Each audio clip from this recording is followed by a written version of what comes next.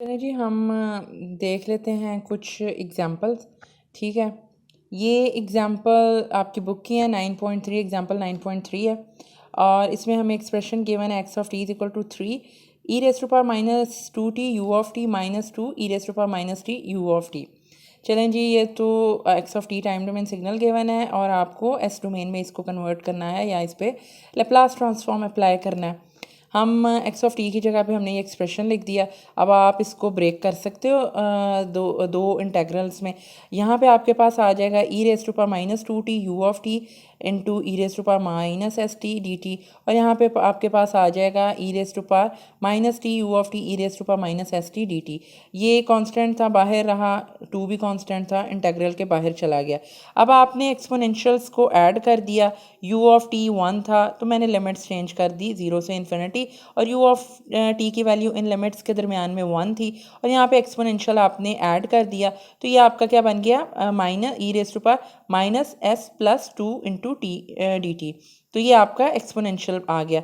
दूसरी तरफ आपने इसी तरह से किया, ये भी यू ऑफ टी है, 0 टू इन्फिनिटी हो गया, इन लिमिट्स के दरमियान में यू ऑफ टी की वैल्यू 1 हो गई और फिर आपके पास यहाँ पे एक्सपोनेंशियल आ गया minus s plus 1 into t d T. ठीक है, अब आप इसको इंटीग्रेट करोगे, लिमिट्स पुट करोगे तो आपके पास एक्स ऑफ एस क्या आ जाएगा, 3 over S plus 2 minus 2 over S plus 1। ये मतलब मैंने लिमिट्स पुट करके देख लिया। चलें जी, यहाँ से हमें ये तो पता चल गया। अब हमें क्या फाइंड करना है। अब मुझे पहली बार नेक्स्ट स्टेप क्या होगा मेरा, रीजन ऑफ कन्वर्जेंस फाइंड करना और उसको फिर प्लॉट करना। अच्छा, अब हम यहाँ पे आ जाते हैं। आप देखो ये 3 ओवर एस प्लस 2 जो था ये किस एक्सप्रेशन का मतलब अलजेब्राइक एक्सप्रेशन जब आपने कन्वर्ट किया वो किसका है, वो इस यू ऑफ टी से आ रहा है, और दूसरे का वो भी यू ऑफ टी है और वो क्या आ रहा है 2 ओवर एस प्लस 1। ये जो एक्सप्रेशन है ये मुझे पता है कि ये यू ऑफ टी से आ रहा है और यू ऑफ टी क्या है, आपका राइट साइडेड सिग्नल है। ठीक है, now I am going to find region of convergence, उसका एक्सप्रेशन फाइंड करने लगी हूँ। तो यहाँ पे आपका यू ऑफ टी से ये एक्सप्रेशन आ रहा था which is right sided signal. अब इसका मतलब है कि denominator should be greater than zero. ठीक है ना, ये बात पहले डिस्कस हुई थी कि जब राइट साइड सिग्नल की बात होगी तो your denominator should be greater than zero. Denominator में क्या है, एस प्लस 2, लेकिन मैंने इस एस की कॉम्प्लेक्स वेरिएबल की बात है, लेकिन मुझे इसमें किससे कंसर्न है, रियल पार्ट ऑफ एस से। तो मैं इसको लिख सकती हूँ real part of S plus 2 is greater than zero. तो ये क्या आ गया, real part of S is greater than minus 2। ठीक है, मतलब अब आप वैसे भी अगर देखो तो ये जो एक्सप्रेशन था यहाँ पे s plus 2 is equal to 0, तो यहाँ से क्या आ गया, ये मेरा पहला पोल आ गया माइनस 2 पे और यहाँ पे क्या आ गया, ये मेरा दोनों पोल्स आ गए हैं for this x of S. ठीक है, इन पोल्स को मैंने यहाँ पे लिख लिया, ये आपका आ गया सिग्मा और यहाँ पे आपके पास आ गया जे ओमेगा। तो -1 और -2 मेरे ये दो पोल्स थे जो इस एक्स ऑफ एस से मैंने ड्रॉ कर लिए। ये तो चलें जी, बात होगी पोल्स की ड्राइंग की।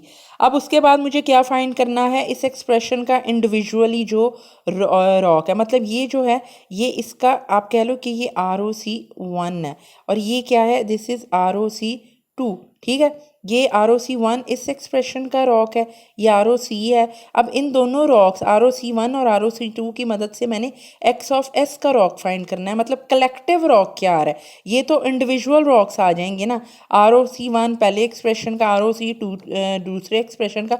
तो but I have to find this complete ROC for this x of s. तो चले यहाँ से अब ये उसके बाद जी हमने ये देखा कि ये एक्सप्रेशन जो था ये राइट साइडेड था, तो इसका मतलब है राइट साइडेड का मतलब है कि your denominator should be greater than zero. यहाँ पे real part of S is greater than -2। यहाँ पे ये क्या है, this is again right sided signal, तो यहाँ पे भी यू ऑफ टी है, तो ये आपका आ जाएगा real part of S plus 1 is greater than zero and real part of S is greater than -1। ठीक है, चलें जी, अब हम इसको इंडिविजुअली रॉक्स को पहले कर लेते हैं ड्रॉ। ये क्या है, रियल पार्ट पहले आ गया -1 फिर आ गया -2। ये मुझे कह रहा है कि real part of S is greater than -2। मैंने इसका रॉक ड्रॉ कर दिया। मैंने ये एक लाइन यहाँ पे ड्रॉ की, एक लाइन यहाँ पे ड्रॉ की, ये दोनों मेरे पोल्स थे। ये पोल्स मुझे यहाँ से पता चल गए। मैंने लाइंस ड्रॉ की, यहाँ पे ROC1 करना है, तो वो पता चल रहा है कि real part of S is greater than -2, तो real part of S greater हो गया -2 से। ठीक है, ये ब्लू वाली लाइंस आप देखो, ये सारी इसी को शो कर रही हैं, ROC1 को। ROC2 की अगर आप बात करते हो, वो क्या कह रहा है कि -1 से ग्रेटर है। चलें जी, यहाँ पे मैंने इस लाइन से -1 से ये जो सारा था इसको ग्रेटर कंसिडर कर लिया। अब यहाँ पे मेरे पास -2 से ग्रेटर है, ROC -1 से ग्रेटर है। पहली बात तो ये कि आप ये देखो कि इसका कॉमन एरिया कौन सा है। कॉमन एरिया मतलब अगर आपको याद हो तो मतलब जो दो चीज़ें ओवरलैप कर रही होती हैं तो आप क्या करोगे, ROC1 और ROC2, मतलब ये कॉमन एरिया आपने देखना है। कॉमन एरिया कौन सा है, वो है -1 से ग्रेटर, क्योंकि -1 का ROC जो है वो -1 से ग्रेटर है, लेकिन -1 से पीछे नहीं आ रहा। ठीक है, तो -1 का जो ROC है, मतलब -1 वाले पोल का ROC वो यहाँ पे आ रहा है राइट साइड पे, -2 का भी राइट साइड पे है, लेकिन वो इस एरिए में दोनों ROCs जो हैं वो इंटरसेक्ट हो रहे हैं या ओवरलैप कर रहे हैं। दूसरी बात, अगर आपको प्रॉपर्टी याद हो तो अभी हमने ये देखा था कि if your sequence is right sided, तो आपका ROC क्या होगा, मतलब ये राइट साइडेड सीक्वेंस हैं दोनों, तो आपका ROC जो है वो राइट मोस्ट पोल के राइट साइड पे होगा। यही अभी हमने स्टडी किया ना, राइट मोस्ट पोल के राइट साइड पे। तो अब इसका मतलब है कि अब मेरा ये ROC किसका है, ये x ऑफ s का ROC है। ठीक है, तो ये ROC क्या कह रहा है कि real part of S is greater than -1 which is my common area. Common area, और मुझे प्रॉपर्टी से ये पता चलता है कि मेरा ROC जो है वो राइट साइडेड सीक्वेंस के लिए मेरा ROC जो है वो राइट मोस्ट पोल के राइट साइड पे होगा। तो मेरा राइट मोस्ट पोल क्या है, वो -1 है, तो my real part of S should be greater then -1। ये मेरा ROC हो जाएगा for this x of s। तो जब मैं इस एक्सप्रेशन के साथ ये ROC मेंशन कर दूंगी तो मेरी लैप्लास की डेफिनेशन कंप्लीट हो जाएगी, और उसके बाद जब इसकी ड्राइंग करनी है तो आप यहाँ पे ये चीज़ ड्रॉ करके बता। चलें जी, अब ये आपकी है डेफिनेशन, सॉरी एग्जांपल 9.5, ये भी आपकी बुक की एग्जांपल है। x of t is equal to del of t -4/3 e raise to power -t u of t plus 1/3 e raise to power 2t u of t। Laplace transform हमने लिया del of T का, ये लिख दिया, del of t के साथ e raise to power -st आ जाएगा। अब ये आपको मल्टीपल टाइम्स बताया गया है कि इस एक्सप्रेशन को कैसे सॉल्व करना है। इसको सॉल्व, जब डेल ऑफ टी की प्रॉपर्टी है कि जब वो इंटीग्रेट होता है और उसके साथ जो फंक्शन होता है, तो आप क्या करते हो, आप उस फंक्शन को इम्पल्स की लोकेशन के ऊपर उसको जो है एवेलुएट करते हो। ठीक है, अब इम्पल्स जो ये डेल्टा है, ये किस जगह पे पड़ा हुआ है, ये बेसिकली अगर आप इसको ड्रॉ करो तो ये आपका t इज इक्वल टू 0 पे है, मतलब ये डेल ऑफ t है। ठीक है, तो अब इसके साथ जो एक्सप्रेशन है, जो फंक्शन है, आपने इस फंक्शन को t इज इक्वल टू 0 पे एवेलुएट कर दोगे, t की वैल्यू 0 पुट करोगे तो आपके पास आंसर 1 आ जाएगा। ये लेप्लास ट्रांसफॉर्म हो जाएगा डेल ऑफ t का। अब दूसरा लेप्लास ट्रांसफॉर्म है, एक्सप्रेशन है आपके पास 4/3 e raise to power -t u of t। जब आपने इसको सॉल्व किया तो अगेन 4/3 इंटू 1/s प्लस 1 आ गया। ये आपका इस सेकेंड का आ गया। अगेन दिस इज देखो, ये भी राइट साइडेड सिग्नल है। ठीक है, और ये जो थर्ड है ये भी राइट साइडेड है, और ये अगर देखा जाए तो this is finite duration signal. इसका ROC क्या है, entire s plane right sided sequence. ये मुझे क्या बताता है, मेरा ROC जो है वो राइट मोस्ट पोल के राइट साइड पे होगा। This is again right sided sequence, तो मेरा ROC जो है वो राइट मोस्ट पोल के राइट साइड पे होगा। तो यहाँ से मैंने एक्सप्रेशन पुट किया, ये मेरे पास आ गया 1/3 इंटू 1/s -2, और x ऑफ s कम्प्लीटली क्या आ गया 1 plus 4/3 into 1/s plus 1 minus 1/3 into 1/s -2। ये तो मेरा एक्सप्रेशन आ गया। लेकिन now I have to find ROC which is the most important और which is the main thing. अब आप ये देखो कि ये x ऑफ s आपने फाइंड कर लिया था। ठीक है, अब जी अगर मैं इंडिविजुअल ROCs की बात करूँ, ये जो 1 था ये डेल ऑफ t था। डेल ऑफ t जो था वो फाइनाइट ड्यूरेशन सिग्नल था, और मुझे पता है ROC की प्रॉपर्टीज़ के कि फाइनाइट ड्यूरेशन सिग्नल का ROC जो है वो एंटायर एस प्लेन होता है, other than s is equal to 0, s is equal to +∞ and s is equal to -∞।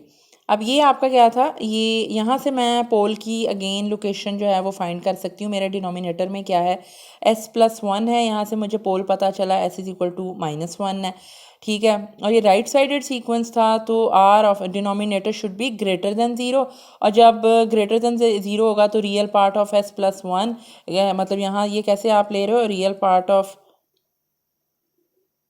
s+1 greater than 0 है, तो यहाँ पे आपका रियल पार्ट ऑफ s जो है वो ग्रेटर देन -1 हो जाएगा। और ग्रेटर देन 0 क्यों है, because this is right sided sequence. अब इसी तरह से यहाँ पे आप आ जाओ, यहाँ पे क्या है, s-2 है, पोल मेरा 2 पे था इस एक्सप्रेशन का, और यहाँ पे भी रियल पार्ट ऑफ s-2 जो है वो ग्रेटर देन 0 होगा, तो रियल पार्ट ऑफ s जो है वो ग्रेटर देन 2 आ जाएगा, ठीक है। अब हम इनके इंडिविजुअल रॉक सबसे पहले ड्रॉ कर लेते हैं, उसके बाद हमें पता चलेगा कि ओवरऑल x ऑफ s का रॉक क्या बनता है। अच्छा, अब आपका जो पोल था, ये इसका तो कोई पोल नहीं है, क्योंकि ये तो मतलब इसमें तो पोल है ही नहीं, इसमें पॉलिनोमियल में डिनोमिनेटर में कुछ भी नहीं है। तो यहाँ पे आपका पोल जो है वो -1 पे है, और ये दूसरा पोल 2 पे है, तो ये मैंने 2 का पोल कर दिया, ये मेरा -1 का पोल हो गया। उसके बाद मैंने लाइंस ड्रॉ कर दी हैं, ये डॉटेड लाइंस। ये तो एंटायर एस प्लेन है, मतलब ये सारा एस प्लेन में ही इसका रॉक एग्जिस्ट कर रहा है, सो इसको ड्रॉ करने की ज़रूरत नहीं है। अब ये जो है, ये रॉक क्या, -1 से राइट साइड पे, ठीक है, ये 2 से राइट साइड पे, तो अगेन मेरा रॉक क्या होगा, कॉमन एरिया होगा, और मेरा कॉमन एरिया कौन सा, मतलब इंटरसेक्शन होगा, तो इंटरसेक्शन तीनों रॉक्स का कहाँ पे है, 2 से ग्रेटर पे, तो मेरा ओवरऑल रॉक क्या हो जाएगा। और वैसे भी देखा जाए तो ये राइट साइडेड सीक्वेंस थे, तो राइट मोस्ट पोल के राइट साइड पे होना चाहिए, तो मेरा राइट मोस्ट पोल है 2, so my ROC should be greater than 2, मतलब राइट मोस्ट पोल के राइट साइड पे, तो रियल पार्ट ऑफ एस जो है ग्रेटर देन 2 है, ठीक है। तो ये आपने इसका रॉक प्लॉट कर लिया।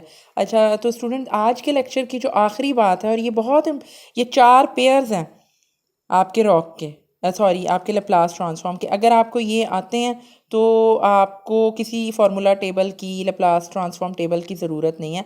इसमें से 2 तो आपने आज देख लिए, एग्जांपल 9.1 में आपने देखा u ऑफ t के साथ, तो 1/s+a आया, और इसका रियल पार्ट जो था वो आपके पास रियल पार्ट ऑफ s जो था वो ग्रेटर देन -a आ गया। और फिर आपके पास जो दूसरा पेयर था वो u ऑफ -t के साथ था, उसका भी अलजेब्राइक एक्सप्रेशन सेम था, लेकिन उसका रॉक जो था वो लेस देन -a था। अब दूसरी तरफ जो 2 फर्दर और पेयर्स इंपॉर्टेंट हैं, वो e⁻at u ऑफ t। अब जब यहाँ पे माइनस था तो यहाँ पे प्लस हो गया, जब यहाँ पे प्लस हो गया तो यहाँ पे माइनस आ जाएगा, ठीक है। ए के साथ जब यहाँ पे प्लस था तो यहाँ पे माइनस आ गया। अब आपका होमवर्क ये है कि आपने इन दोनों एक्सप्रेशंस को आपने मतलब सॉल्व करना है, और इनके रॉक को ड्रॉ करना है। तो ये दोनों पेयर्स, ये मतलब ये टोटल 4 पेयर्स हैं, तो ये आपने मतलब ये 2 पेयर्स तो आज हमने सॉल्व करके देखे। अब आपने ये 2 पेयर्स हैं, इनको इंटीग्रेट करके और उसके बाद इनके रॉक जो हैं उनको फाइंड करना है, तो आपका रिजल्ट इस तरह से आना चाहिए। तो this is the last part, और ये आज की लास्ट एग्जाम्पल थी। तो ये चारों जो ट्रांसफॉर्म पेयर्स हैं ये आपको पता होने चाहिए। रॉक की कंप्लीट अंडरस्टैंडिंग आपको होनी चाहिए to define your Laplace transform. So thank you for today, मतलब ये आज का लेक्चर था। अब आपसे नेक्स्ट लेक्चर में मतलब मुलाकात होगी।